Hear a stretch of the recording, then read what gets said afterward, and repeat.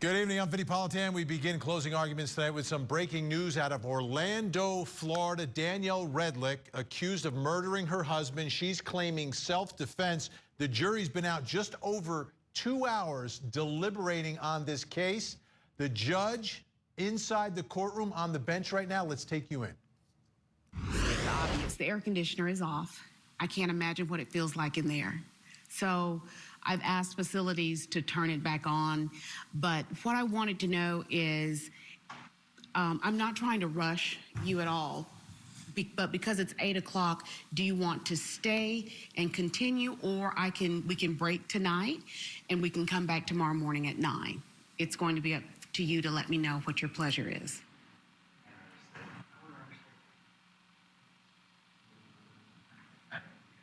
Rather stay? Or do y'all want to step outside and then decide what you want to do? How about I let you all step in there? Y'all tell me what you want to do, figure out what you want to do, and then y'all come back and let me know. You're exiting.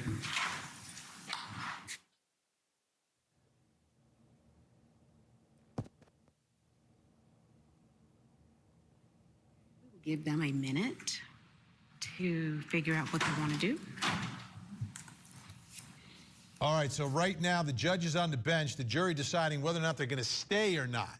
And we're in a verdict watch. Jury can come back at any moment with a verdict, and they know better than anyone else if they are close and may be able to reach that verdict tonight. That's why the judge is leaving it up to them. You know, if you think you can, if you need a little more time, you want to stay, stay. If not, we can come back in the morning. I'm ready. I've got the verdict tie standing by just in case, folks, just in case. It is here ready to go. Julie Janae is at the courthouse live outside, Court TV legal correspondent. Julie Janae, this is a big moment, right? When we find out if this jury wants to stay, it's very likely we get a verdict tonight. It's very likely. We knew 8 o'clock was going to be the time that they were going to be sent home. They've only been deliberating about 2 hours, just getting this case after 6 o'clock. Not sure about their dinner situation inside. You heard they've got a temperature situation inside with not enough air and not being cool enough in there. But there is the possibility that they'll come back in and say that they have a verdict. I'm watching now, seeing that they are coming in, but they are not saying yet whether or not they are going to actually come in tomorrow or if they want to stay for a little bit longer.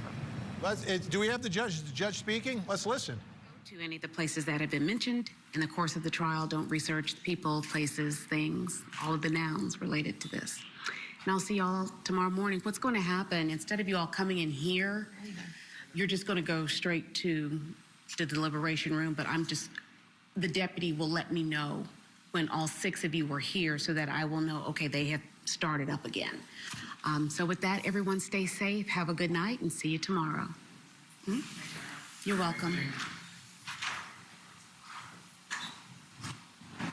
All right, no verdict tonight. You just heard the judge, the jury collectively deciding that, hey, let's go home. I mean, the air conditioning stuff. Let's listen. Good night. Stay safe. We are adjourned for the evening. Adjourned. They're done. Okay. Just want to make sure we didn't miss anything.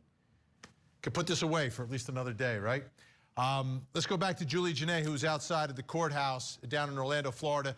A couple of things we have to remind folks, right? 2 hours, not a long time, but this is a jury of 6. It's not a jury of 12, so they could move a little more rapidly. It's a lot easier to get 6 people to agree to something than 12.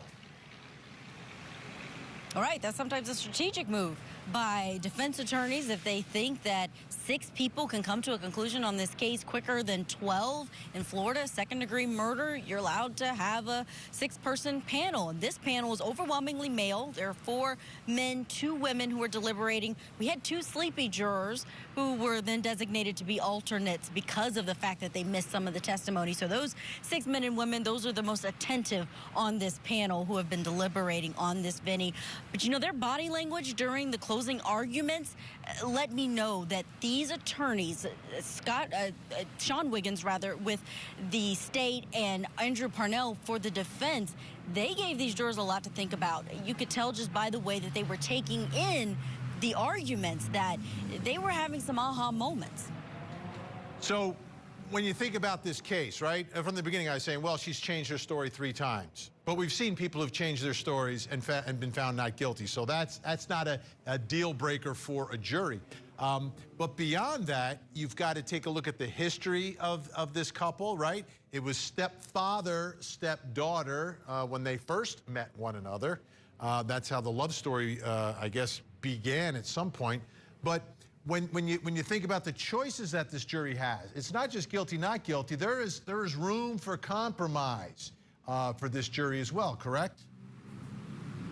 There is. They are deliberating over whether this was second-degree murder or manslaughter. That's the lesser crime that they could choose if they don't feel the state has gotten to the level of her having a complete disregard for human life, that she did something that wasn't necessarily premeditated or intentional in killing him, but that she had this conscious disregard for human life. Manslaughter, they just have to show that it was more than merely negligent in the way that she acted that day and that her actions did result in the death of Michael Redlich. They could choose that this is justifiable homicide. That would be a not guilty vote. And then they also have tampering with evidence that they have to get through. And if they find that there is second-degree murder or manslaughter, there's also this added weapon segment of the verdict form that they have to decide whether or not she used a deadly weapon in the commission of that murder or manslaughter.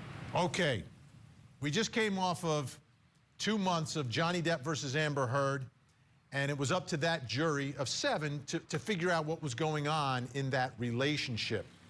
This case, obviously much quicker, but had some of those same elements where you've got one who's accused of this murder, but saying, no, no, no, take a look at what was happening in this relationship. Much like Johnny Depp was saying, take a look at what was happening in this relationship. So give us an idea of how that sort of went during the course of this trial in terms of what this jury heard about who was the aggressor during the life of this relationship. Absolutely, the relationship part of this case, that's what seemed to draw these jurors in the most. Starting with the defense attorney, even though he went second, Andrew Parnell, when he began his closing argument, he really talked about where this started and went all the way back through the abuse that he says that his client endured. And there was one male juror, you can't miss him because he's got a green shirt and green and blue hair to match. But he locked eyes with the defense attorney and just seemed to be dialed in to the way that he was telling his client's story. Also, the prosecutor, Sean Wiggins, in the way that he explained to this jury that this was a woman who had lived through this marriage and was unhappy, that she was trying to live out almost this poetic kind of tragedy in the way that he explained it. He also talked about Michael Redlich and this argument that he was angry that day at his wife. Take a listen.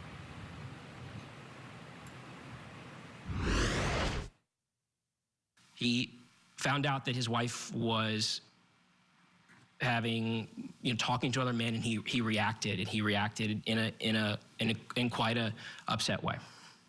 Is that understandable? Is it not? That's for you to decide. We know that.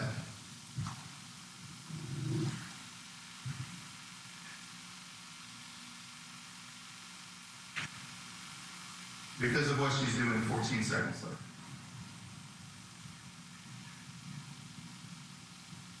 Google search slitting wrists. She was not browsing a dating website while her husband is dead on the floor. The evidence clearly disproves that. That did not happen in this case. It sounds salacious. It's a great headline. It's not true. You can even hear how different the delivery of those closing arguments were between these two men. But two things, starting with Sean Wiggins and the way that he talked about it being understandable that Michael Redlich would be upset. I saw two male jurors nodding along ever so slightly with him when he made that statement. And then when defense attorney Parnell brought up that this idea that his client was on a dating site at the time that her husband was lying bleeding out, and he seemed to break down how this could have been confused in the records, that she may have had the site up already, and when she went to Google how to slit her wrist, that it made it look like she was accessing that dating site again. I saw a juror writing that down as if it was important information that they needed to be thinking about there in the deliberation room. Absolutely. So during the course of this trial, how much evidence was there that Michael Redlich was an abuser, that Michael Redlich, you know, was not a good husband, was violent in that household? Was there evidence other than testimony from the defendant herself? Right, keeping in mind that opening statements and closing arguments aren't evidence, which is where this jury really got the story of this marriage. They heard from the daughter, and that was actually a prosecution witness, Jaden Redlich, and she did talk about her dad being very upset with her mom, especially the day before the incident, that he was yelling at her, that he was drunk. That's one of the strongest witnesses that the defense would have been able to use to explain that there was this abuse. And they also heard from a doctor who the defense called, who treated Danielle and Michael Redlich years ago, but he was very vague. He didn't really remember exactly what he treated them for, didn't have the full paperwork, but said he remembers them both coming in, and the defense says that's when Michael Redlich punched her in the face and then took her to the doctor that worked for the team that he also worked for. So not a lot of hard evidence, but much of that was not allowed to come in because the judge said it was too remote or too irrelevant and violated the rules against improper character evidence coming in. Yeah, so from that perspective, much different than the Johnny Depp Amber Heard case, where like everything, almost everything came in, and we heard a lot about that relationship, and the jury had a lot to think about and trying to figure out what was really happening there. All right, let's reset again. So the jury went home tonight. They'll come back in the morning, and that means deliberations begin. But if they did the old, we reach a verdict, let's sleep on it, come back. I mean, we could get a verdict first thing in the morning, Julie, so people have got to be tuning in first thing. We really could. Florida juries seem to move a lot faster than some jurisdictions that we're in, Vinny, so it wouldn't surprise me if in the morning we heard from them 10 minutes after getting into that room that they have finalized what they were already getting close to tonight. Absolutely, and that courthouse behind you has a history of unpredictable results. I'll remind everyone of that and leave it there. Julie Janae, live at the courthouse in Orlando, Florida. Thank you so much. We'll see you again tomorrow. Big day tomorrow down there. Again, tune in first thing. All right, we've got a lot more to get to here in closing arguments, including coming up next hour. In Fairfax County, Virginia, one of the jurors from the Johnny Depp case has spoken out, providing new insight into how and why the jury did not believe Amber Heard. I felt this pressure.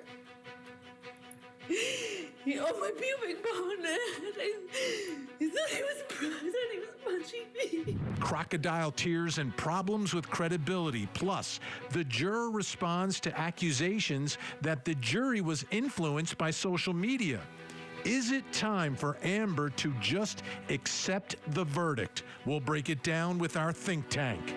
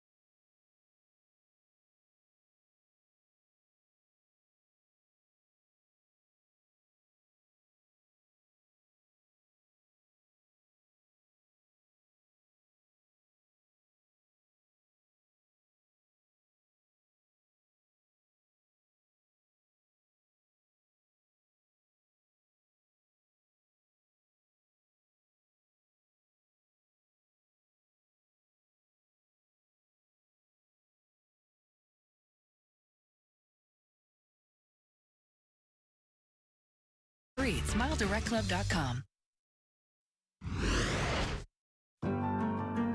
Tristyn Bailey was a vibrant and beautiful young woman. She had goals and dreams of pursuing journalism. She loved her family, friends, cousins, and all those who knew her. Although her life was lived for only a short time, the impact she had on our family and community is immeasurable. We miss her, and we are grieving her passing. Those are the words posted on the Tristyn Bailey memorial page on Facebook, a page dedicated to the memory of a 13-year-old girl who was brutally murdered in her neighborhood. We went to a very extensive search, including our criminal investigation division, and also putting out everything we could think of. We actually have arrested a suspect by the name of Aiden Fucci. The suspect accused of this vicious attack is Tristyn's classmate and neighbor, who was 14 at the time. Murder committed with a depraved mind, but without premeditation. That is murder in the second degree. Tonight, we will take a look at the evidence in the case, the surveillance videos, and try to figure out what happened. Then, we will bring in our experts to try to understand why. Welcome back to Closing Arguments. This is a tough case. We are talking about a 13-year-old girl, just 13 years old, living a very vibrant life. There she is, Tristyn Bailey. Every picture you see, she is just so alive. One of those kids that just goes out there and does it, you know, lives life. And that life was taken in such a brutal manner. And investigators say it's not some old pedophile. No, it's a 14-year-old, a neighbor, a classmate. There he is. Aiden Fucci is his name. I want you to take a listen to what the St. John's police had to say about this case so you get some idea of what we're talking about here. Yesterday at 10 o'clock in the morning, we received a call at our 911 communications center from Tristyn Bailey's family reporting Tristyn missing. We immediately went to work at the St. Johns County Sheriff's Office along with the community, and we verified that the last time Tristyn had been seen was last night or on Saturday night, early Sunday morning, just after midnight by her family members.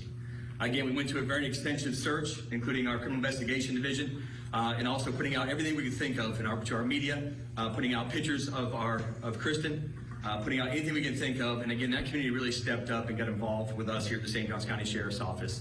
At about 6 p.m. last night, one of our residents actually, based on the information we were putting out, was actually out looking around his area where he lives and actually discovered what has now been verified as Tristyn Bailey's body in a wooded area. Tristyn. I apologize. Thank you for correcting me. Tristyn Bailey, and I do apologize.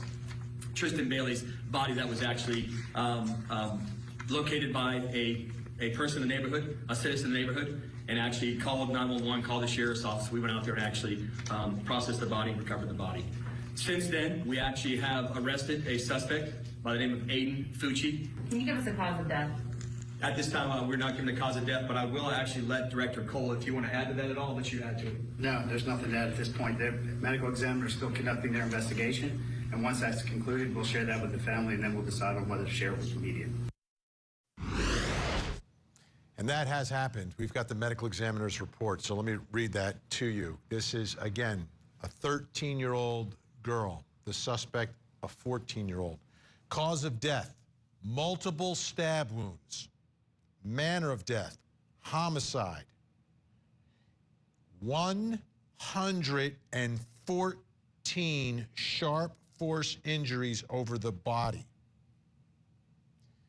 Based on the nature of the injuries, it appears the suspect was behind her.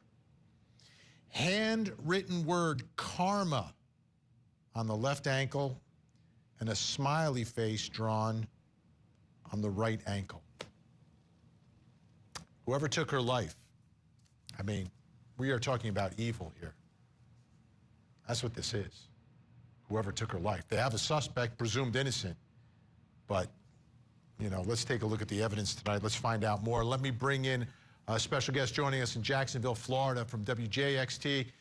News 4 reporter Vic Micolucci joins us. WJXT doing an unbelievable job in covering the story from the beginning. Vic, thanks again for your time tonight. I know you have a full day and then you're doing this for us tonight. I want to start and take a look at the neighborhood and what you can tell us about the neighborhood. We've got a map here where the suspect, 14-year-old Aiden Fucci, lived with his family. What can you tell us about the neighborhood, the subdivision where they lived? All right, Vinny. So first of all, I want to start off. This is still such a difficult case to even talk about for us as a member of this community, as a reporter here, as someone who knows a lot of the people involved in this case now. It's heartbreaking. It is so heartbreaking, and really you led with those details, so beyond disturbing. Let's get to this neighborhood. So this is in the suburban area of Jacksonville. St. Johns County is like the fastest growing county in the state of Florida. It's where people move when they want their kids to be in a good neighborhood, to have safe streets, to go to school and to get a good education and not be fearful for their safety when they go to school. That's why you move to St. Johns County. That's what we hear from parents time and time again. And this is just outside of Jacksonville. Jacksonville oftentimes has more problems with its public schools, with the violence, with the crime. So when we first found out about a missing teenager down in that neighborhood, it didn't come to our mind that this was going to be a murder case, let alone such a gruesome, horrific, horrible homicide.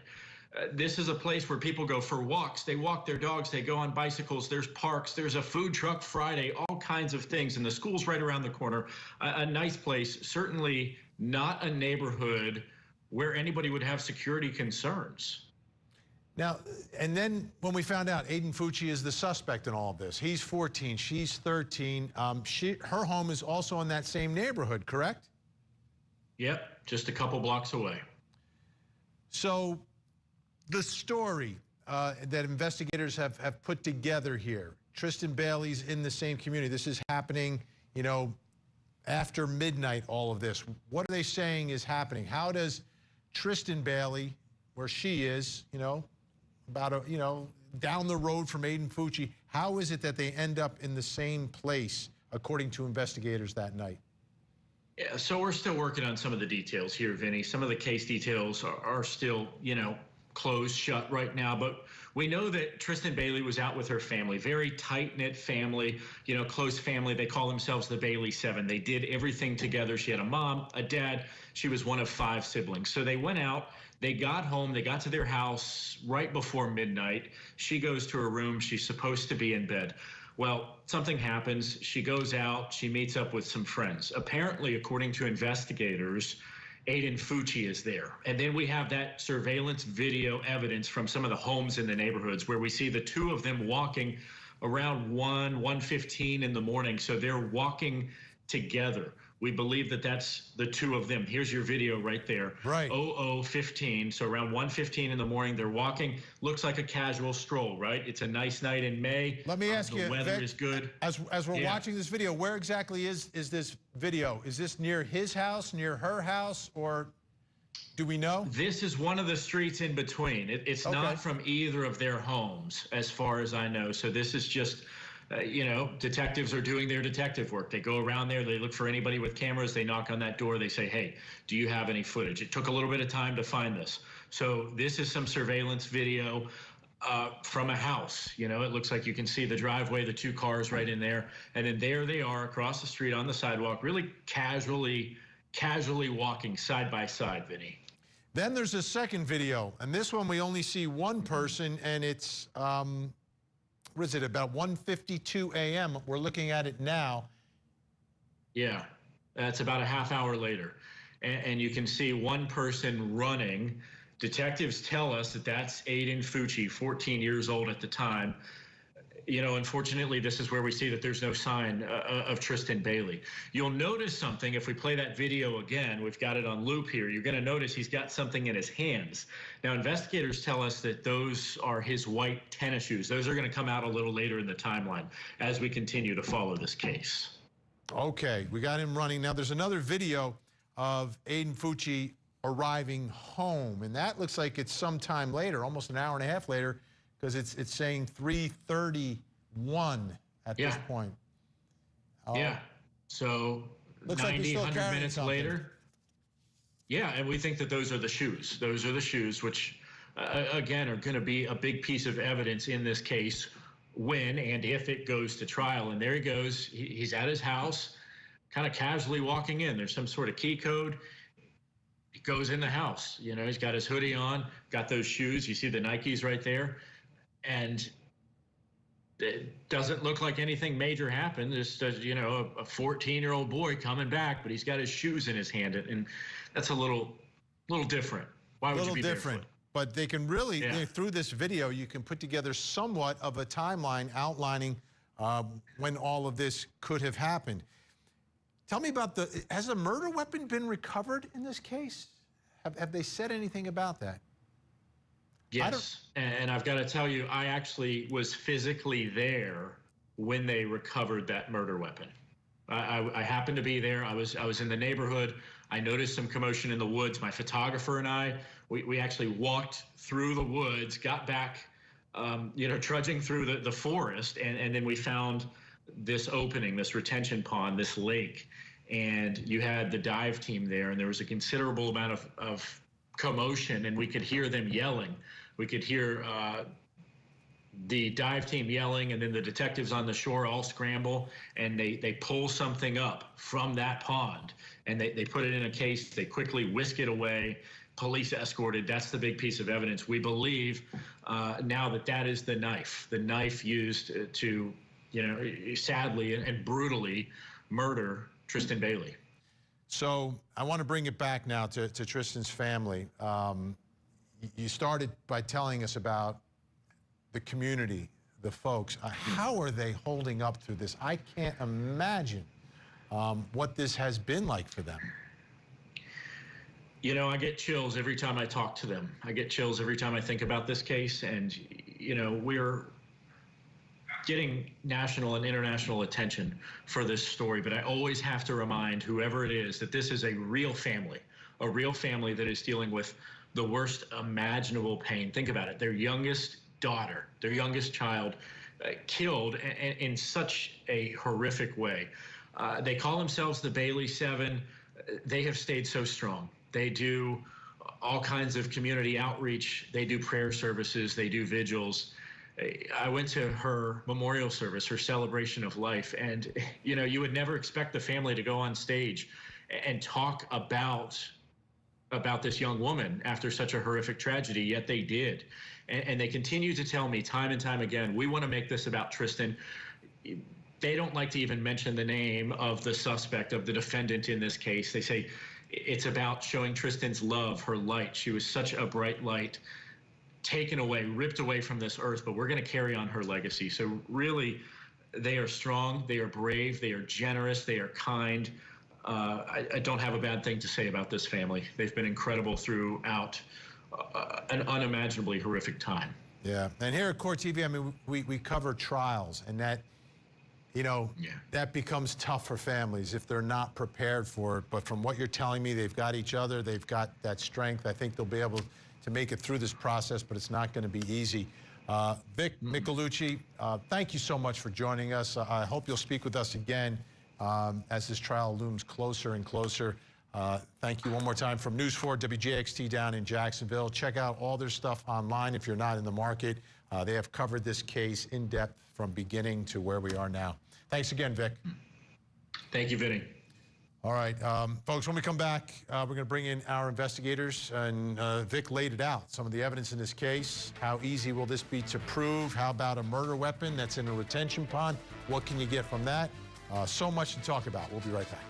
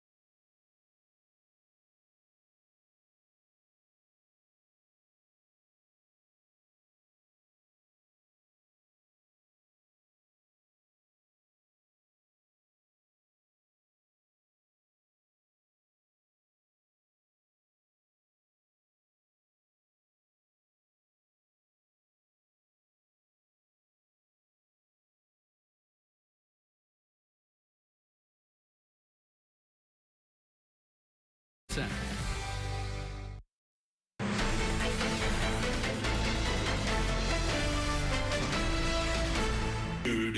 The arrest report, Mr. Snober, do you have any comments on probable cause? No, sir. Okay. I do find that there is probable cause to believe that the offense occurred. And at this time, I'm going to order that Mr. Pucci be detained by the Department of Juvenile Justice. Aiden Pucci detained, but he's going to be charged as an adult. 14 years old, charged with the murder of Tristyn Bailey, 13-year-old neighbor, friend, classmate. It's incredibly tragic. I mean, it was a brutal murder. 114 stab wounds. Here's a part of the incident report. The defendant's, some admissions that he allegedly made, Aiden Pucci. The defendant's story changed several times, but ultimately made several admissions. Admitted to being with the victim.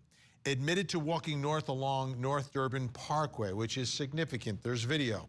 The defendant admitted to engaging in an argument with the victim in which he forcefully pushed the victim to the ground, striking her head. Let me bring in our guests, our investigators joining us tonight in Atlanta, Georgia, former special agent in charge for the Georgia Bureau of Investigation, Trebor Randall. In Murray, Utah, forensic specialist with cold case solutions and resources, Francine Bardole is with us. And in Washington, D.C., sometimes he's in Utah, retired police commander, host of the Profiling Evil podcast, Mike King. Great to see everyone tonight. Mike, I want to start with you. I know you've done a lot with this on your podcast. Tell me about the defendant changing his story and having this story about pushing the victim. Something, it's 114 stab wounds. This pushing the victim to the ground and striking her head doesn't make sense to me. He's changing his stories. None of this is good for this defendant. It's going to be really interesting to hear the investigators lay out the timeline of these stories that Pucci delivers. And is he delivering stories that are constantly trying to fix the problems in previous stories? I think this one's going to really boil down to looking at what the fantasy process was going on before all of this happened. We certainly know that there is going to be evidence presented that talks about some of his written manifestos of how he's thinking, what his fantasies are, what he's talking to friends about, and that's going to be a huge piece of this one, I think, Vinny. And then, of course, the fact that he's actually uttering that violence is in part of his thought processes, whether he is truly hearing voices or not. The thing that's going to be really important, in my opinion, beyond the moment that this homicide occurs, is everything that he does to try to avoid detection, getting rid of the weapon, taking the shoes off, taking time to get home, the efforts that went into trying to avoid detection. And I think all of that's going to play out against him. But it really, in my opinion, boils down to the behaviors in this case, because I think they've got the physical evidence.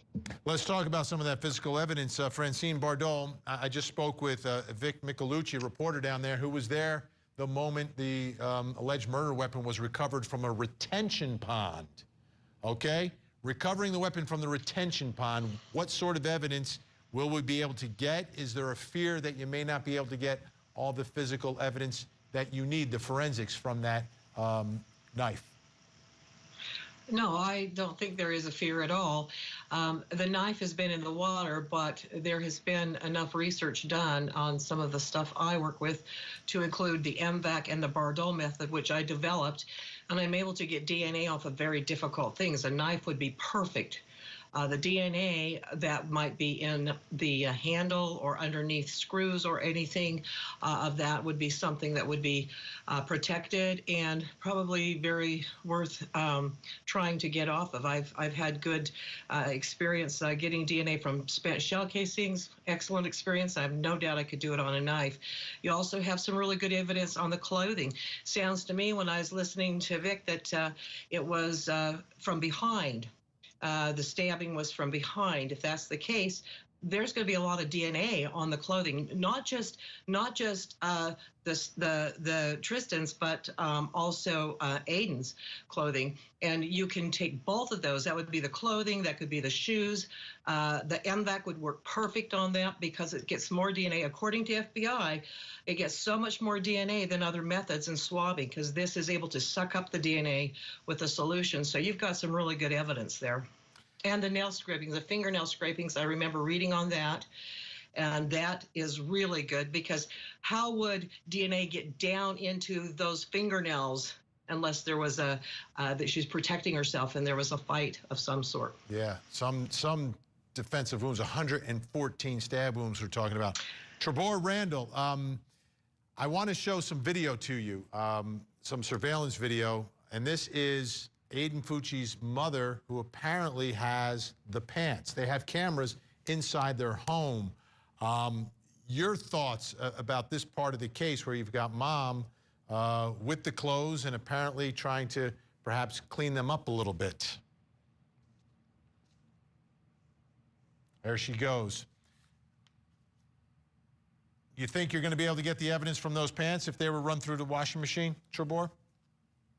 Absolutely, and as she was talking about DNA and some of the things that we're able to do, I get goosebumps because although a lot of the suspects and people who, you know, commit these heinous crimes watch a lot of TV, we're evolving as well. So you can wash the clothes, you can wash the shoes, but we're still going to be able to get that DNA.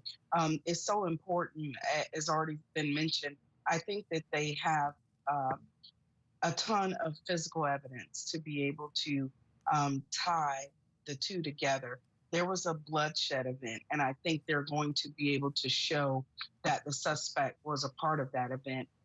You may know that a lot of times when there is a stabbing involved in these cases, many times the suspect will injure themselves as well because you're dealing with blood and you're talking about over 100 what we refer to as incised wounds. Things get slippery and the knife moves about. So a lot of times they injure themselves.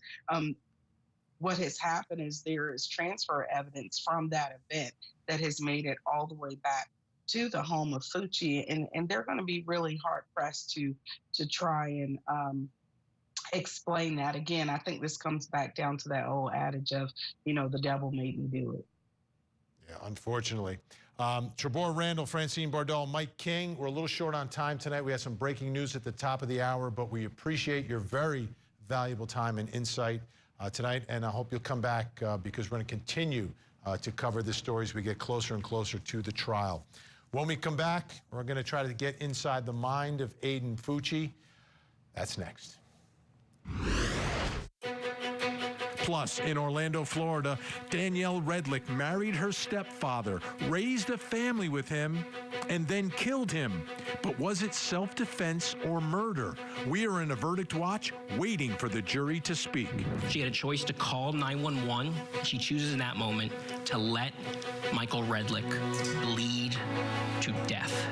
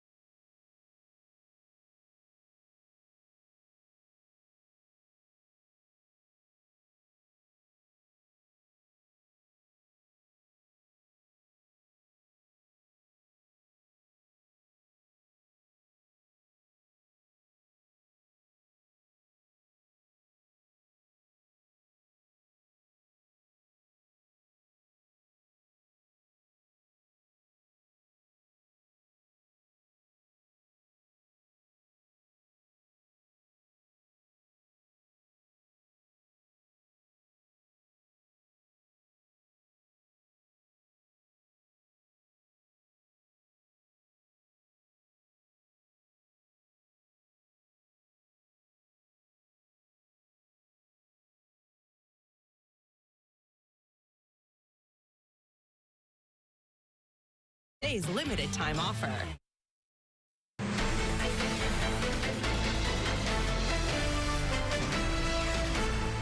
We're having fun in a cop car. Yep. Tristyn, what's up, guys? Yep. Tristyn, if you walk out the damn... When you see this in a month... It's in a cop car, cuz. Tripping, dude. And this so right on this... Oh, my God. Dude has flashbangs and... Aiden Fucci, 14 years old, Snapchat video. At that moment, Tristyn Bailey had not been found yet. She was missing. He's now been charged with the murder, 114 stab wounds. Here's something else that he posted on Snapchat, a photo. He took a picture of his reflection in the car, in the police car, and under it he wrote, "Hey guys, has anyone seen Tristyn lately?" And under that he wrote, "He needs to be locked up." Let me bring in my guests. Joining us tonight in Los Angeles, California, forensic psychiatrist Dr. Praveen Kambam, and in Alexandria, Virginia, body language expert, New York Times best-selling author of You Can't Lie to Me, Janine Driver. You can also check her out on TikTok at the Body Language Institute. Okay, Dr. Kambam, let me ask you about the Snapchat, the attitude, what he's writing at the moment that she's missing. And we now know 114 stab wounds. We know that he admitted being with her that night. What's your take on his behavior in the back of that police car? Well, I can't comment on him specifically, but generally in these types of cases, I think the arguments are going to be the prosecution. Hey, he knew what he was doing. This was his mental state around the time of the afterwards, but it's close enough. Defense's side would likely be looking to, was there a mental illness, some sort of mental health issue that was altering its motivations? And so even if he did something in a premeditated manner, was it delusional? Was it some sort of mental health type of driver for his motivation, and that affected his ability to understand what was happening on? Hey, I can see that being a big part of it, and we've got a little bit of an audio issue, Doctor, so I think most folks can hear most of what you're saying, and I hope they did, because you really laid it out very well. Janine Driver and Dr. Kambam, I want you to take a look and a listen to Aiden Fucci. This is a court appearance on September 3rd, where Aiden Fucci, you kind of hear him talking about demons. Let's watch this, and then I want to hear what you have to say about this. What's going on? I don't know how you demons. I don't know how you demons take my soul. You demons want to take my soul away. I don't know how you demons steal my soul. I don't know what's going on. I've seen what's going on? What we got going on? Why am I here? I just want to talk to my mom and dad. What's going on? What's going on? What's going on? Now, the obvious issue that comes up here, is there something terribly wrong with him? Is he malingering? Is he pretending? Janine Driver, your reaction to what we saw there, and that was in sight of everybody, including the judge. My background's law enforcement, 18 years. I still train law enforcement, cops, clandestine spies. And I've got to tell you, this rocking behavior, Vinny, we see this under massive duress. When we first feel uncomfortable, the first thing that happens is we go into a freeze response. We freeze. Like, imagine if you saw a bear or a T-Rex, right? It's the act of running that says you're the prey. So the first response when we have massive stress is first we freeze. Then we run if we can, and last but not least is we fight. When we see this rocking back and forth, it is massive stress and anxiety. He begins in this clip, he begins talking to himself, at least in this clip, looking down left, which is internal dialogue, having this conversation. To me, I'm not a therapist. I'm not an expert in this category to tell if he has some psychological issue happening here. But to me, this is coming across as authentic, not inauthentic. There's nothing here to me that says this is an act, from my expert opinion. Absolutely. Dr. Kambam, how can someone like you determine whether or not someone is legitimately mentally ill, has a break from reality, versus malingering, pretending to be insane or pretending or faking mental illness? What are the things that you look for? What are some of the factors that will help someone figure out what's really going on? Well, first, Vinny, I just want to start it by saying this is his mental state now. And that would be speaking more to competency to stand trial rather than insanity, as you mentioned. That would be at the time of the alleged act. Absolutely. But to answer your question, in terms of what we look for, obviously, I'm not going to give you all the trade secrets out there, but there are things that are related to our observations. If some of the behaviors fit patterns that we know of exist, sometimes we use testing and see performance on some of the psychological tests if that fits or that potentially points towards malingering. We may get observations from jail because it's much harder to, if you are malingering, act 24 hours a day when you're monitored versus just in moments when somebody's looking. Janine, is there a difference when you're evaluating body language between the actions of, you know, a fully grown adult versus someone who is a teenager, an adolescent, who is in that, you know, awkward stage of life? Well, so first of all, his brain's not fully developed here, right? So it's still not fully developed. That happens still in his young 20s. However, there are certain things that we look for that are common, whether you're 3 years old, 33, 103. Those are micro expressions. There's 7 of them. And it doesn't matter, Vinny, and you at home, if you're from Africa, if you're from Asia, if you're over here from North America. It's their happiness and sadness and fear and surprise and anger, contempt and disgust. Now, we have more than those in common with people around the world, but these particular 7 have been scientifically proven by Dr. Paul Ekman, later by Dr. David Matsumoto, that we can spot them on the face in certain ways. And our behavior, we have what is called a behavioral fingerprint. We all move in ways that connect to how we make decisions.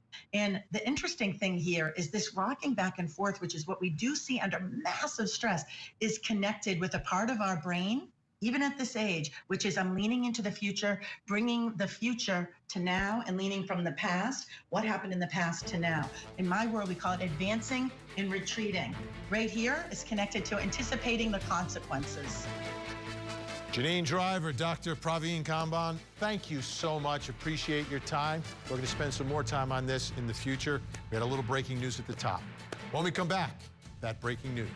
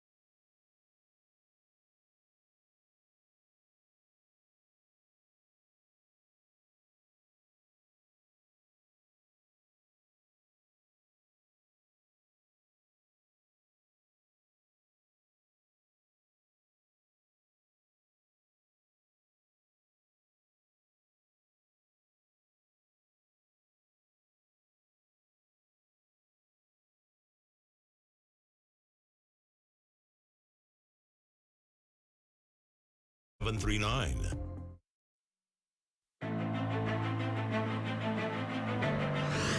In Fairfax County, Virginia, one of the jurors from the Johnny Depp case has spoken out, providing new insight into how and why the jury did not believe Amber Heard. I felt this pressure.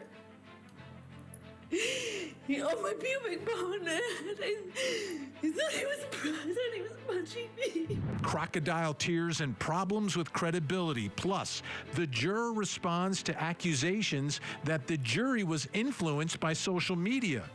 Is it time for Amber to just accept the verdict? We'll break it down with our think tank. Plus, in Orlando, Florida, Danielle Redlich married her stepfather, raised a family with him, and then killed him. But was it self-defense or murder? We are in a verdict watch, waiting for the jury to speak.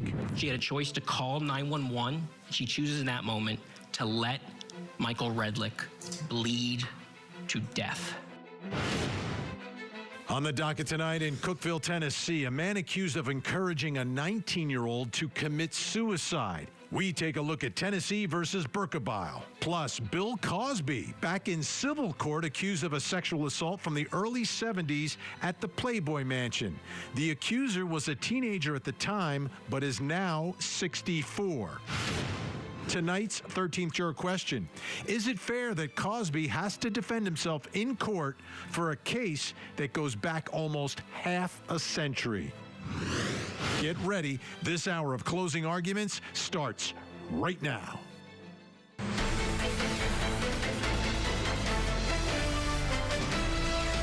I'm Vinnie Politan. Great to have you with us here on Closing Arguments. And we were on a verdict watch when we started this show last hour, but I've been able to take the red tie, the verdict tie, you recognize it, put it away for at least another day. That's in the Danielle Redlich case down in Orlando, Florida. We'll talk about that in just a minute, but I want to start with, wow, we're hearing from the jury in the Johnny Depp case. And it's always fascinating to hear from the jury because you wonder, you know, are they watching the same thing that they're watching? Are they noticing the same things? Are the same pieces of evidence and things that happened during the trial impacting their decision? Well, I think they're kind of in sync here a little bit. I really do. You know, hearing some of these quotes from the juror who spoke anonymously to Good Morning America, let's take a look at some of those quotes. Io said, Amber, get out of the house. Get out of the house now. You're not safe. When he was done, he says, you know, you want to have my woman now. You want to have my bitch. You can have, you take her. You can have her. And he, with that, picks up, just pulls his arm back with the phone and throws it at my face. Hit me right in my, it felt like my eye.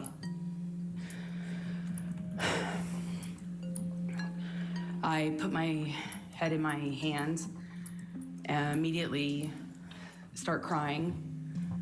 I said, you hit me with the phone. Johnny, you hit me.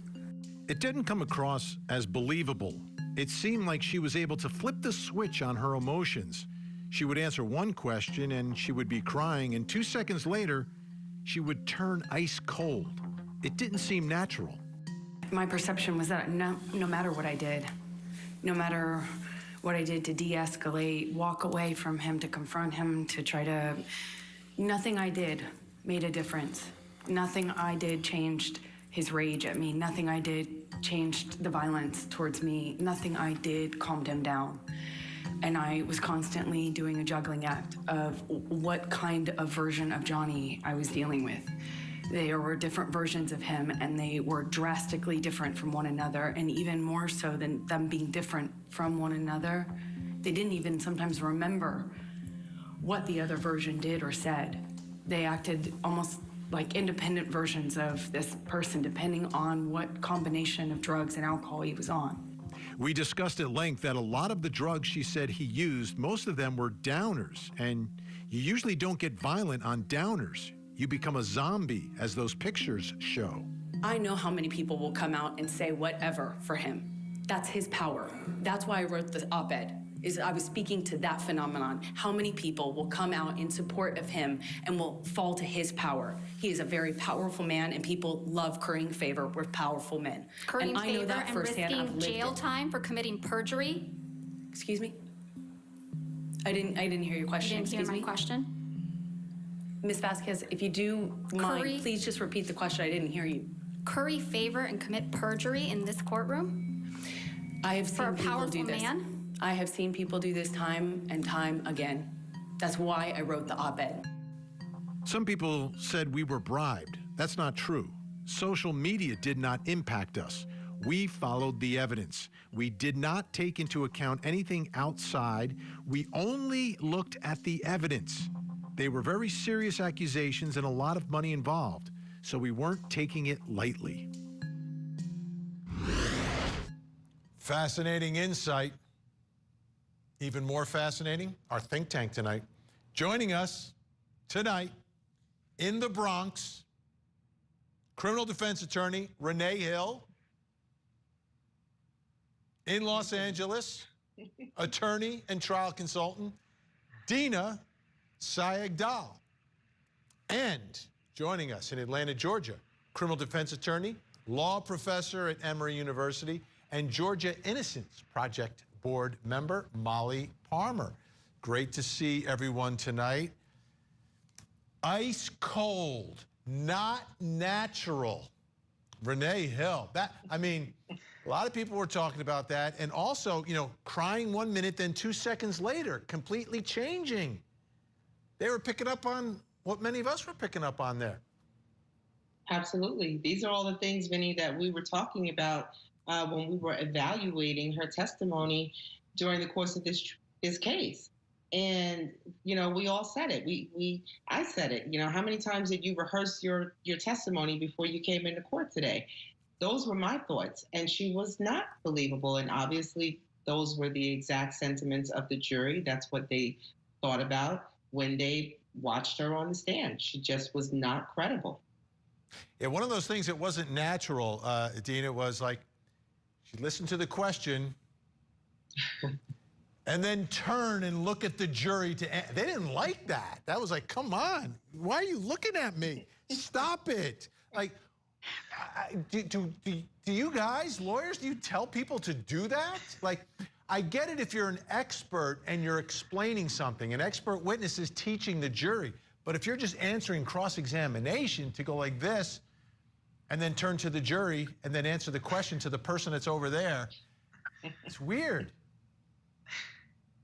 Absolutely. In fact, we tell them the opposite. Jurors want to be observers of the process. They don't want to be looked at in that way. And as the juror says, it was uncomfortable. Really, only the lawyers in their opening and closing statement look directly at the jury. So we advise the opposite. She must have been advised to look at the juror because she did it so much.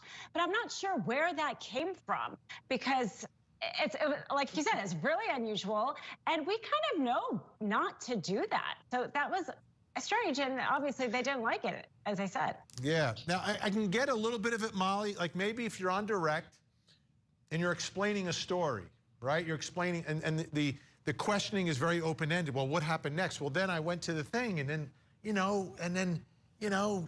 threw the bottle at me, and then, you know what I mean? It's a little more natural. But just to go like this, like a robot, and the jury said, not natural. Yeah, and not just a robot, but like, here's the thing. We have to remember that before she took the stand, we heard testimony from an expert that had diagnosed her as having borderline personality disorder. So these jurors are watching her and scrutinizing her behavior to see not only is it unnatural, but is it like borderline psychotic or sociopathic? And she made them feel so uncomfortable. And I think this juror's insight, it's great to hear. It's fascinating to hear, but I agree. She came across as not only not credible, but also like a little crazy, Yeah, and you talk about the testimony. It was he said, she said, and he was so different than she was, and it just, the jury got it. They understood that difference, and it made all the difference. Because at the end of the day, they felt that there was this little back and forth, but they also made the distinguish between the physical abuse versus just general abuse. Like they knew there was a problematic relationship, Renee, but this juror said Johnny never hit her. Yeah. And obviously they listened very intently. They watched them on the stand. We know that now, that they were being very observant of their body language, of their behavior on the stand, and of how they told their stories. And Johnny owned his everything when he was on the stand. If it was something that he did wrong, he said he was wrong about it. If it was something that he said she did to him, he was very descriptive in what he said occurred. And hers was more like an act.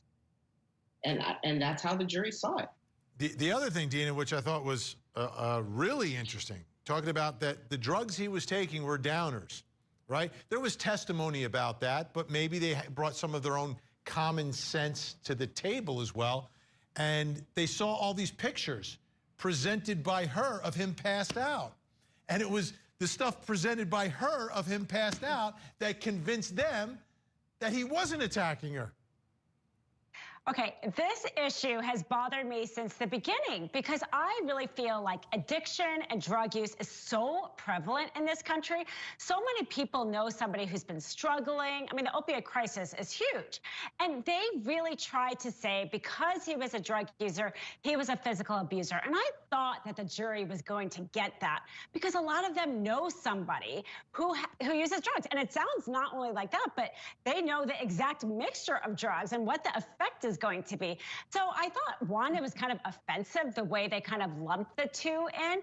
And then also, I think they kind of discounted how knowledgeable, frankly, people are about drugs and the use, and that it doesn't make you a domestic violence abuser. And in that closing, when that's all they kept talking about was his drug use, to me, it just highlighted how little evidence they had about his physical violence. And not only the downers, but then I was thinking, well, you know, one of the attacks happened after he was taking ecstasy. Like, I don't take drugs, so I don't know what they do, but I've heard reports about it.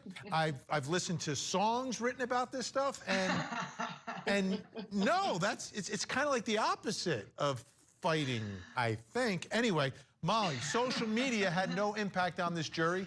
The jurors said a couple of them weren't even on social media, like don't have social media, believe it or not, that there's people out there that aren't on social media. To me, that's fascinating and sort of insulting to the jury after the fact, saying, oh, you just did that because of TikTok.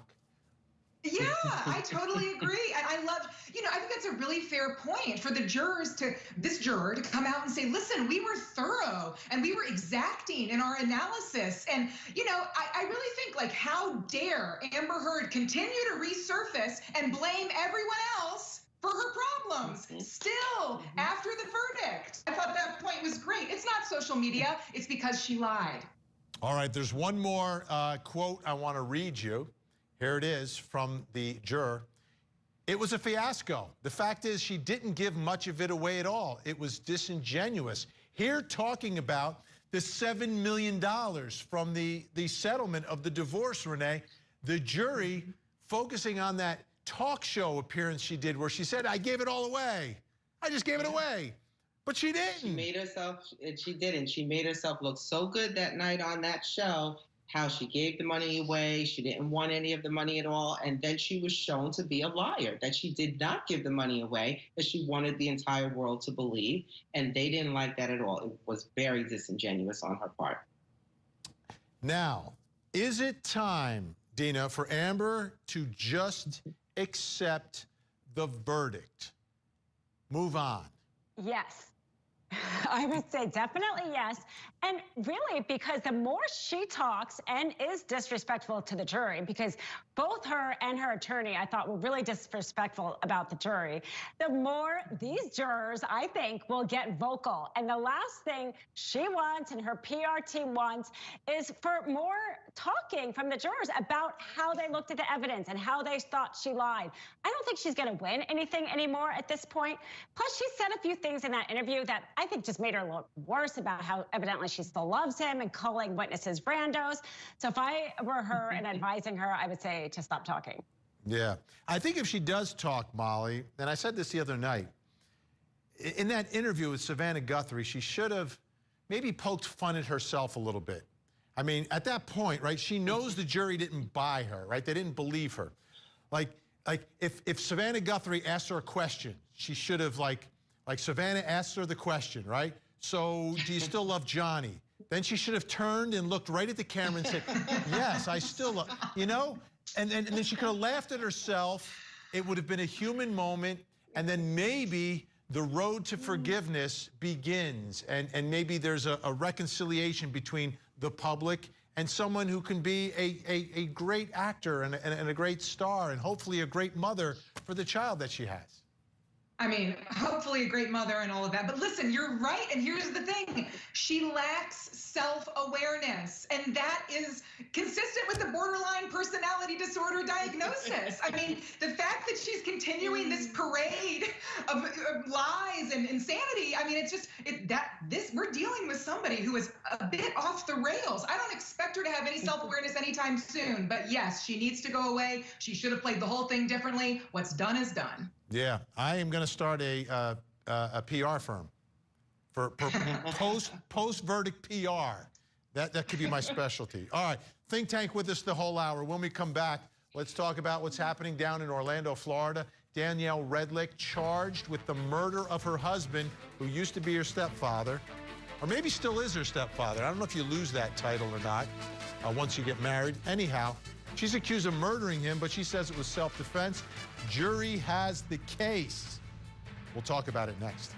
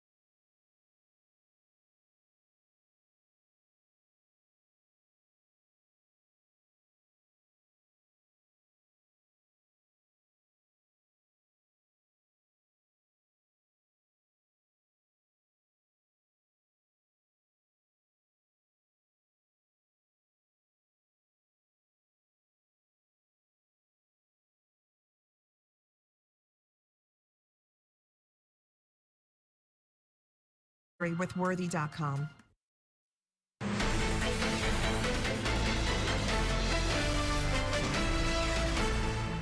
You either have to decide if you're going to take this plea that they're telling you is good, or you take your chances with the jury and you could possibly get life, or, I mean, that's a lot to sit on. I don't know.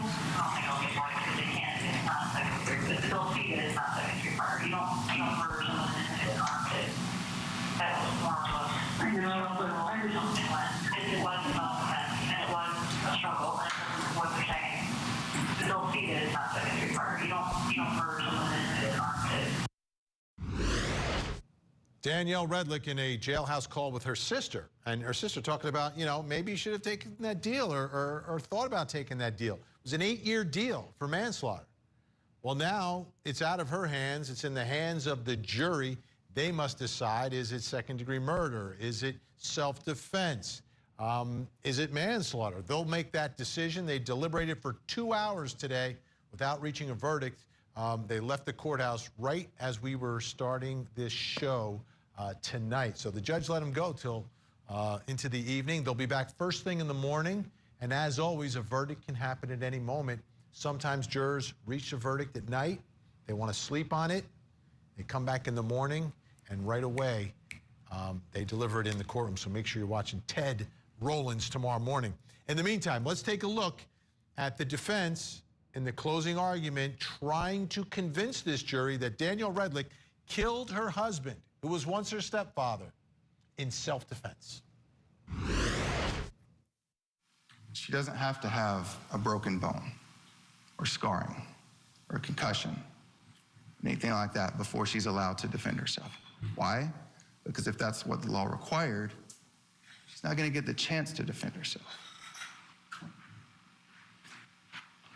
So if the state gets up here and argues that the injuries that she sustained, the bruising on her arm, which is consistent with being pressed up against the kitchen island, the injuries to her knees, which are consistent with being hit in the head, going down, before she's dragged up by the hair and placed on the island. The injuries she complained about on the side of her head, where she's held down like this by her husband as he's covering her face. If the state attorney tells you, or if you're thinking yourself, those injuries aren't good enough to prove that she needed to use justifiable force, it's not what the law requires. She doesn't have to have injuries to be in fear of that man. She just has to reasonably believe that his violent attack against her is going to cause death, great bodily harm. We know that his blood alcohol content is 0.09, above the legal limit to drive a car. One difference between the fear that we see the night before and what we see the next night is that what got in the way, her kids, they were gone. You heard Ms. Redlich testify. When she's home, she has a McDonald's. He grabs the phone, says, "Why don't you go out with your boyfriend?" She says, "Maybe I will go out with him." And that switch just snaps. That rage, it's there. That danger, it's not Michael anymore, it's something else. That's there. That reaction to insecurities, to ego, to pride, that ownership, controlling, it's all right there in that moment. It's there in that moment when he begins attacking her. It's there in the moment when he pins her up against the kitchen island. It's there in the moment he snaps her head back. It's there in the moment when she brings that knife forward. She's not guilty. She did what she had to do to escape the situation. His delivery, much like his client's delivery on the witness stand, very subdued. There's something about it, though, that makes me kind of lean in and listen just a little bit closer. Don't know what the jury was doing necessarily, if they were leaning in, but self-defense is the defense here. Let's bring back in our think tank. Still with us, Renee Hill, Dina Sayegh-Dahl, and also Molly Palmer with us. All right, Dina, self-defense here. You know, it's I think the third story. You know, the 911 call started with a heart attack, turned into suicide, stabbing himself in the shoulder, then made the call 11 hours later.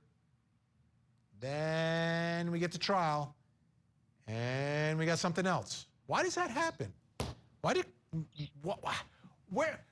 a minute, like, where do these defenses come from? How does a heart attack turn into self-defense, Dina?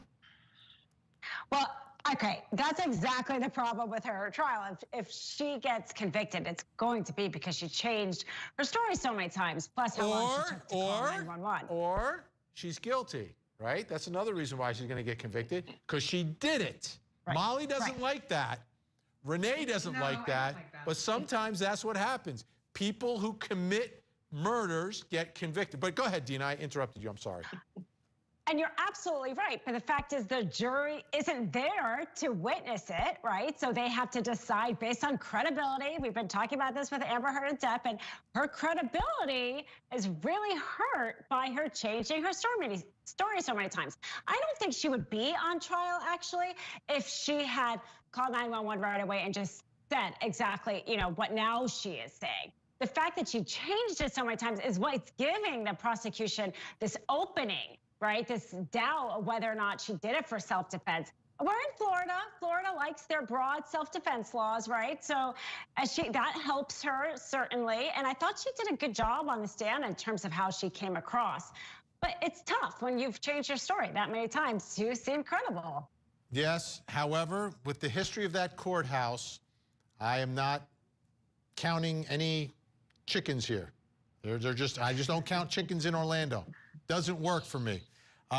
Molly, your thoughts about this self-defense, and you know, if she had done, like Dina said, called 911 immediately, she wouldn't have had time to start to clean up everything. Well, yes. Okay. So I think that the other issue besides the changing the stories is this vast amount of time after the killing. When she ultimately cleaned, she opened a yoga dating app. And the part that I really don't like is she deleted some text messages. I think a lot of it could be explained by just being post a traumatic experience and losing kind of a sense of time and space and place and acting almost without any, intention at all, except for deleting text messages requires some intention. I will say this.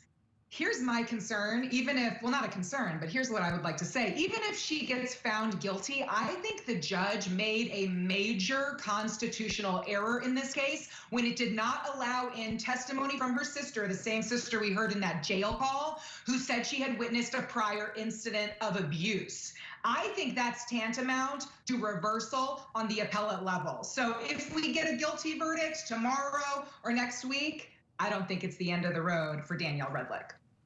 Yeah, again, this isn't a simple case. It's a very complicated relationship, Renee, that started back when he was her stepfather. And I have a hard time getting beyond that. I know they had a life together. They raised children together. One of the daughter testified during the trial, and we hope the children are doing okay and working their way through all this. But that makes things a little more complicated, I think, for the jury. Yeah, and very strange. And in my mind, it makes me feel like there may have been a manipulative relationship between the two of them from the very beginning, from the time that he was her stepfather and how he may have treated her. And again, how he may have treated her mother and what she observed. And now he becomes her husband, and she may still be in a manipulative relationship with him and an abusive relationship with him. And I think that all of that is something that this jury is going to be thinking about. It's very strange. And you keep saying it every time. It's his wife or it's her husband who used to be her stepfather. I mean, it just sounds crazy. Yeah, to anyone. and you know, makes me look closer at the nature of the relationship, because it starts in a really strange place. and what are the dynamics between the two and what was going on leading up to all of this. All right, let's take a listen now. I played the defense first tonight. Molly, how about that? Okay. Thank you. I'll let them go first, but now let's give the state the final word. It sure seems that every single day she's on that application, matching and viewing and matching and viewing.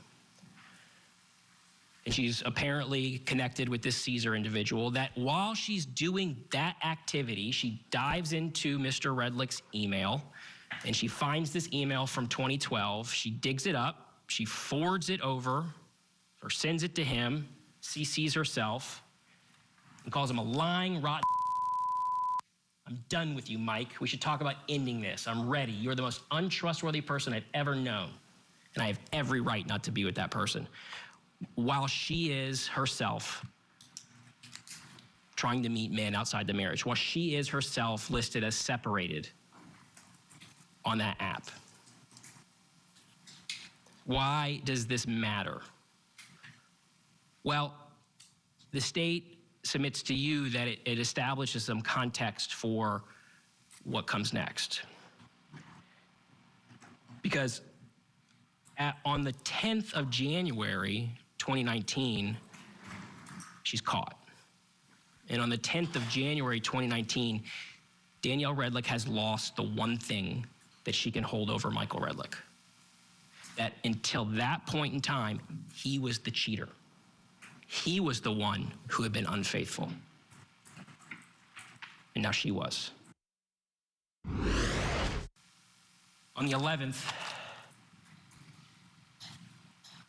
she cuts him with that knife.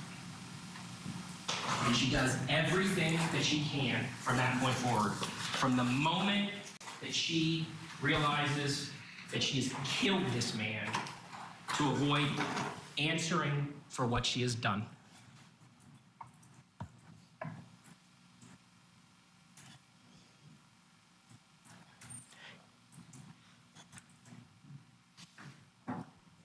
Today is the day that Danielle Redlich answers for her crimes. Today is the day that you return a verdict that speaks to the truth of what happened to Michael Redlich. Molly, I want to focus in on what the prosecutor was talking about there, and unfortunately we see it in way too many of these cases. You've got a couple that's together, and I understand you may want to stay together because you have children, but they're both cheating. Like, work it out. All right, you're cheating on me, I'm cheating on you. Maybe we should just end this and we'll figure it out. We'll figure out custody, we'll figure out the money, all of that, but let's just go our own ways. And then they go at it. I don't understand why. I guess I'm asking you to use your psychology degree tonight, Molly, but it ends up in a murder trial. Like this, to me, this is so never should have happened. Never should have happened. Yeah, but what never should have happened is that she never should have married her stepfather. I think the jury is going to interpret a lot of this evidence of infidelity on both sides because he was cheating too, and that came out in front of the jurors as well. They're going to look at both of them, the deceased and the accused, and be like, neither of these people knew what to do in a romantic relationship. So I don't know if it's as harmful or if it goes to a motive as much as it does in other cases where you have this clandestine, torrid affair and then somebody ends up dead. I think these are two individuals who didn't know the first thing about having a healthy relationship. So that's kind of all out in the wash. What it really comes down to is that moment, I think, leading up to this stabbing or potentially all those hours afterwards if the jury believes he was alive and she failed to render aid or call 911. Yeah, and the thing in this case, Renee, is that there is room. Like, if this, and it's a jury of 6, it's not 12, it's 6 for this trial down in Florida. If there's any sort of split there, they have a natural place to land here, which is the manslaughter. You've got self-defense, which is not guilty, you've got second-degree murder, and then what the plea deal was for manslaughter, and that looks like it could be a natural place if this jury is not seeing eye to eye tomorrow. Absolutely. That would definitely be the compromise in this case. And it certainly is a possibility. And I think that, one of the other things this jury is going to look at is the fact that this was a one strike, right? She stabs him one time, and she stabs him in a location that a lot of people are not thinking this is going to kill this person. This might hurt him. This might hurt him real bad, but it's not going to kill him. And it's not like she kept going. She didn't stab him in the chest. She wasn't going in the face like sometimes if it's a crime of passion and you just want to really tear that person apart. She didn't do any of that. This was one blow. And I think that the jurors are definitely going to have to think about that when they determine what her intent was in the moment, at that moment when it all goes down. Extremely significant fact, extremely significant, because in the first hour of the show, we talked about 14-year-old Aiden Fucci down in Florida, 114 stab wounds are what he's alleged to have done to Tristyn Bailey. So big difference. All right, Think Tank staying with us. When we come back, we're going to take you on the docket. A case out of Tennessee, a man accused of getting another person to commit suicide, a 19-year-old woman. And why would you do that? I don't understand this. That's next.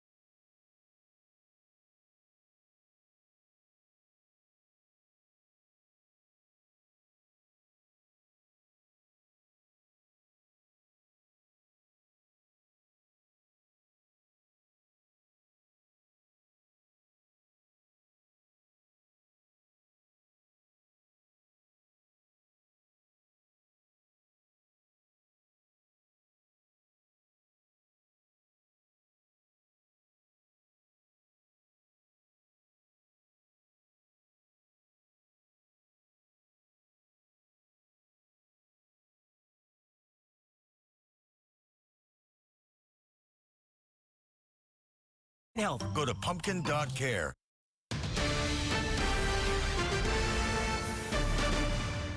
911, where is your emergency? I think there was suicide.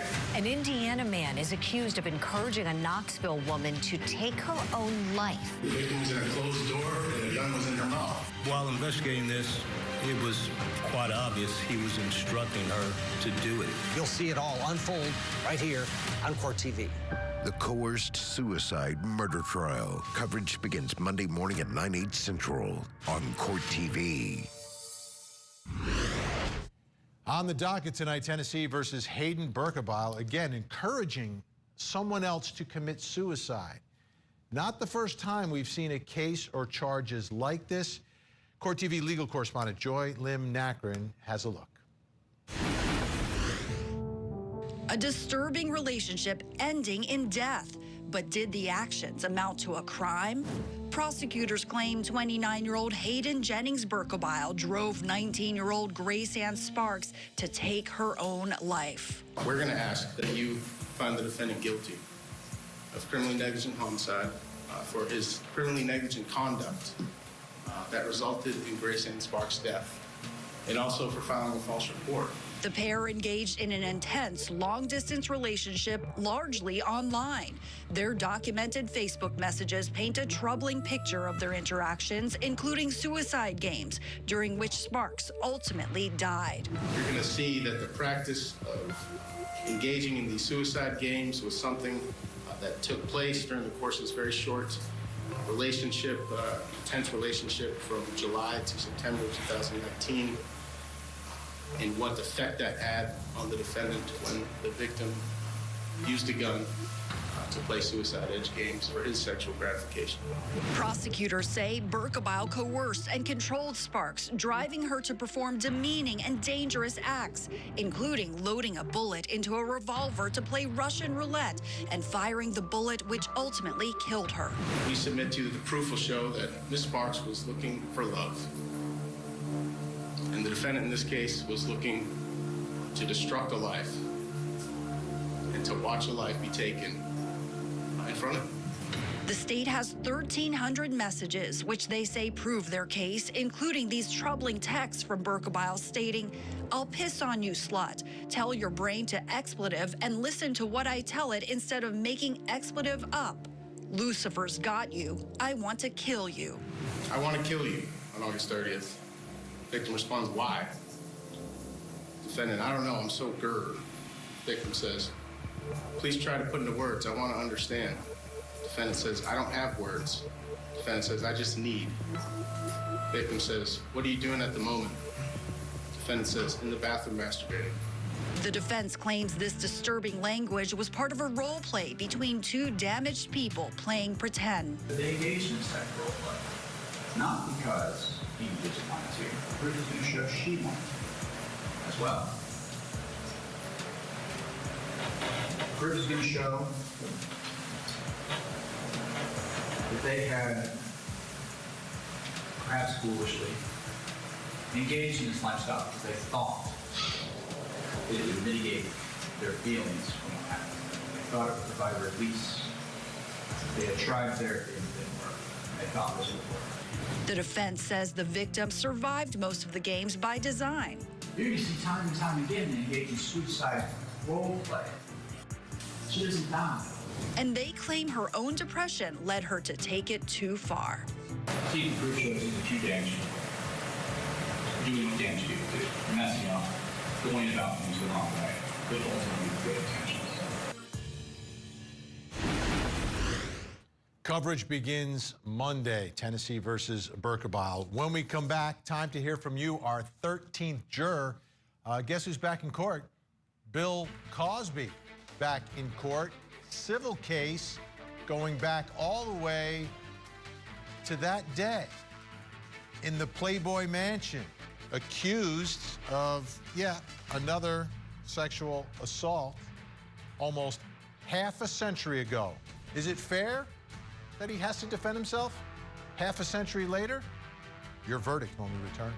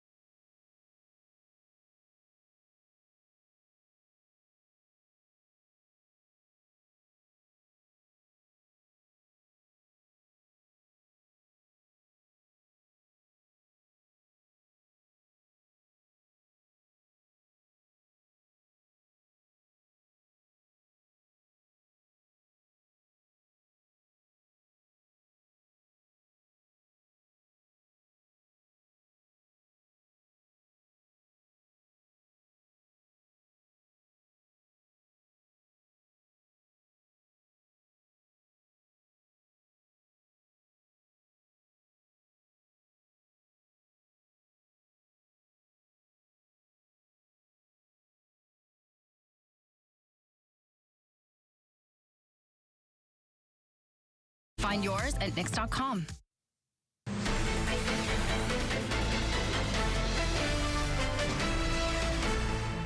What we saw today was justice. Justice for all Americans. Mr. Cosby conviction being overturned is for the world and all Americans. So we want to thank this entire team. We want to thank Mrs. Cosby, her family. I want to thank my family. And just thank you all for those who decided to tell the truth. Bill Cosby's criminal case was overturned. He's a free man. I don't know if he saw it coming, but it happened, right? But not the end of his legal troubles. He's got a civil case now that he's defending. This one involves allegations that go back almost half a century, back to the Playboy Mansion, like 1975. So I posted on social media. By the way, the jury is out on that case. They'll continue deliberating tomorrow. But I asked you, is it fair that he has to defend himself against allegations that are almost half a century old?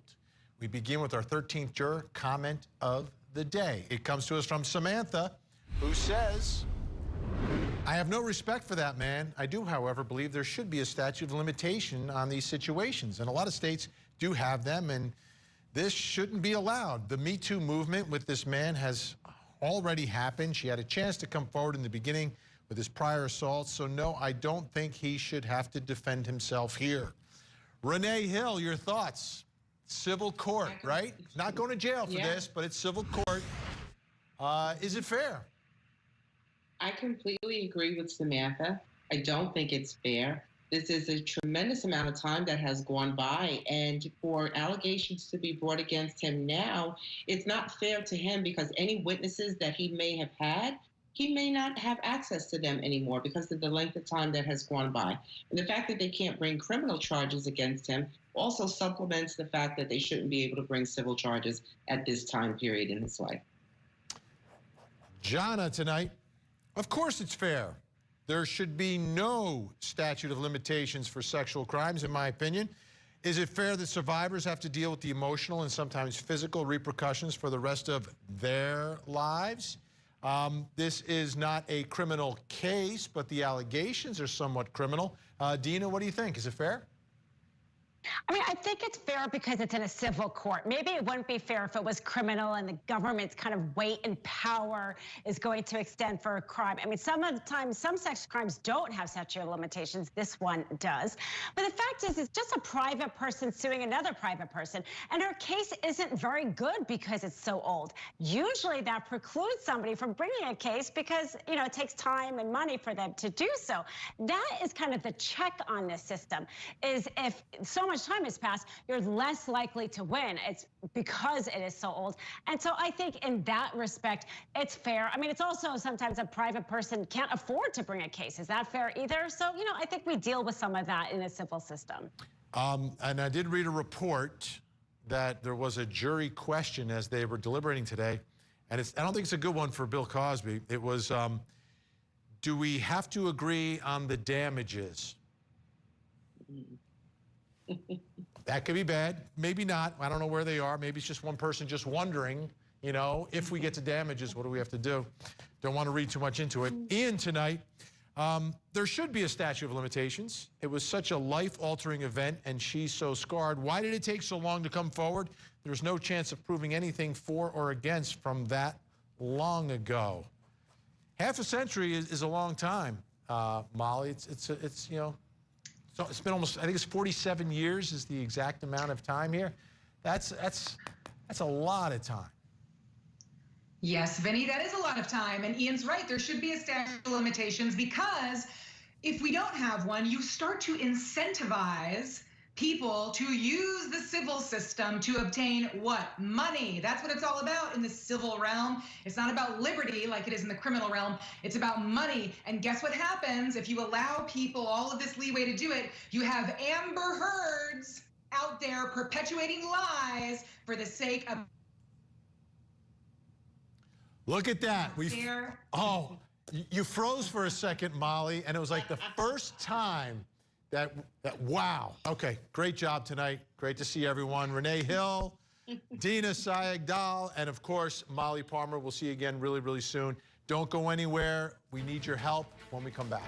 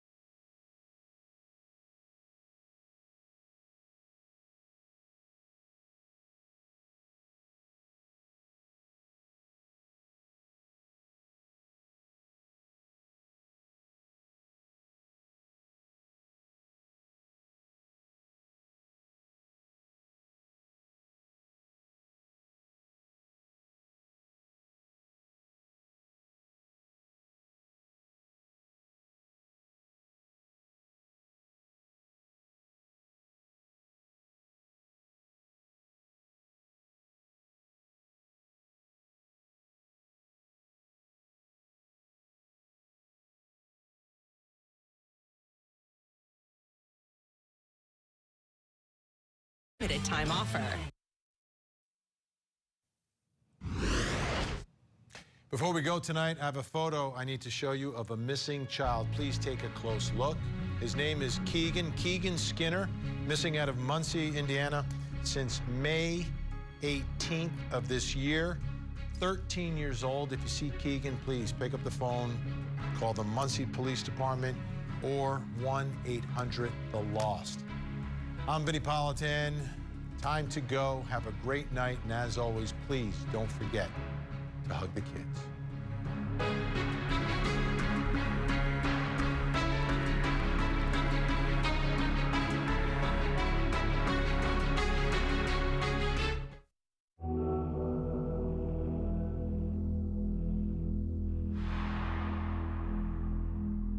I could see the bright flashes of light. There was this smoke in the air, this smell of the gun. He literally raped me for over 2 hours, and I knew how close I was to home. And I just figured if I can hold on until I can get home,